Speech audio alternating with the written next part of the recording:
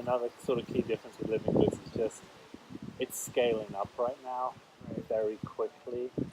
Uh, and sort of all the other organizations that I've worked for have not had such ambitious scale ambitions that as Living Goods has. So um, that's been something that I think is very unique. Um, and then also a lot of the other organizations have been a little bit more established in what they do, have a little bit more of an identity as to who they are and what they do. And Living Goods as an organization is still fairly new. And so those questions, as it matures, come up. It's sort of slightly different to maybe a more established organization. Definitely. And how do you think that Living Goods benefits the communities in which you work? So I think our communities benefit a lot from the work that Living Goods does um, because of sort of weak health infrastructure here in Uganda.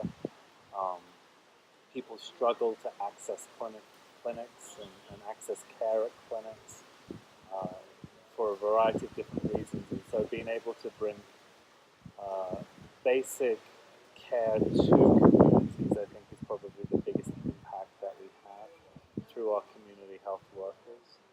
Um, I think, secondly, not only providing sort of basic sort of clinical diagnosis and treatment of some key conditions, also accessing medications, where often there are stockouts at clinics and things like that. I think that benefits the community as well. And I think it will continue to grow as Living Goods adds more and more sort of capacity to its community health workers. The communities will continue to benefit from those empowered community health workers. Okay. And what do you think the biggest obstacles are to the Living Goods model?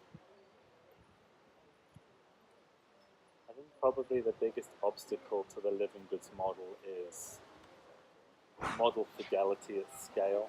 So, Living Goods as an organization had success through its first RCT and demonstrated impact, but it was at a very small scale.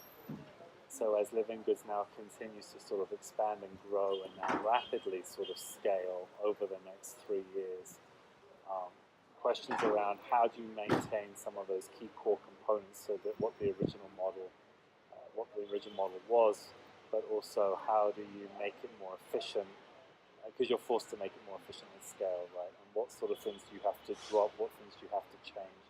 So I think really sort of model fidelity at scale is going to be probably a key challenge for Living Goods moving forward. Right.